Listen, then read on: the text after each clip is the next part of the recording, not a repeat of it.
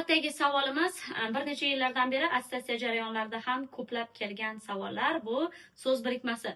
Boshlang'ich ta'lim o'qituvchilari uchun muammoli savollardan biri hisoblanadi. So'z birikmasiga ajratish. Odatda tilshunoslar tomonidan so'z birikmasi ikki xil usulda ajratiladi.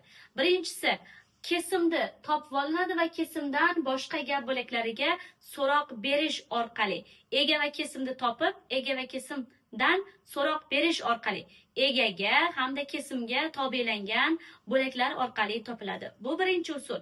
Ikkinchi usul esa ayrim ona tili ustozlari shogirdlariga shunday usulni o'rgatishadi. Ya'ni kesimni topib, yordamchi so'z turkumlarini chiqarib tashlaysan, ega va kesimni topasan, yordamchi so'z turkumlarini chiqarasan va qolgan so'zlar so'z birikmasi bo'ladi deyshadi. Biz buni ikki usulini ham ko'rib chiqamiz. Demak, birinchi usul avval kesim va egani topamiz. Gapning kesimi to'ldirdi, bu yerda kesim. Javonni kitoblar bilan to'ldirdi. Gap uchinchi shaxs, kesim uchinchi shaxs birlikda turibdi. Kim to'ldirdi? Egani topish uchun doim kesimni oldiga, qaytaraman. Bu formula esingizdan chiqmasin.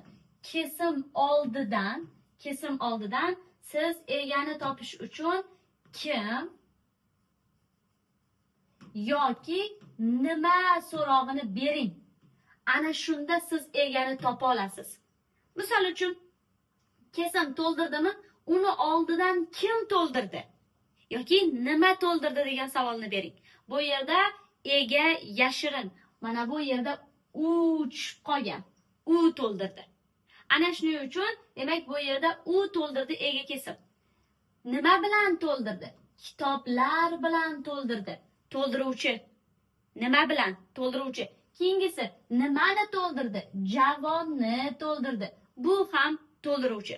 Demak, gapda aynan kitoblar bilan to'ldirdi bitta, javonni to'ldirdi ikkita so'z birikmasi mavjud. Endi ikkinchi usuldan borsam. Ikkinchi usuldan borishim uchun ega kesimni topaman va uni chiqaraman, yordamchi so'z turkumlarini chiqaraman. To'ldirdini chiqardim. Demak, to'ldirdini chiqardim. Uni chiqardim. Yordamchi so'z turkumlari bu yerda bilan ko'makchi bo'lgancha uni ham chiqardim. Javonni va kitob so'zi qoldi. Demak, bu yerda ikkita so'z.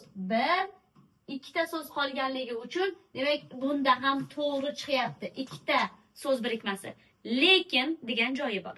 Lekin agar siz malakali bilimga ega bo'lmasangiz, bilimlar sizda o'rta darajada bo'lsa, ikkinchi usulni qo'llamagan ma'qul. Sababi bu so'z turkumlarini topishda yordamchi so'z turkumlarini topishga qiynalishingiz mumkin yoki birikmali holatda kelgan hollarda, ya'ni birikmali holatlarda bu ajralmas bo'lak tarkibida kelishi mumkin. Bunda xato chiqadi. Shuning uchun doim birinchi usulni qo'llash maqsadga muvofiq. Bu yerda demak, kitoblar bilan to'ldirdi, javonni to'ldirdi bo'lib, A javobimiz to'g'ri bo'ladi. So'z birikmasi hech qachon mana bu kitoblar bilan degan narsa ko'makchini o'zi bilan. Mana hech qachon so'z birikmasi bo'lmaydi. Endi ustoz, javonni kitoblar so'zichi, birikmasichi?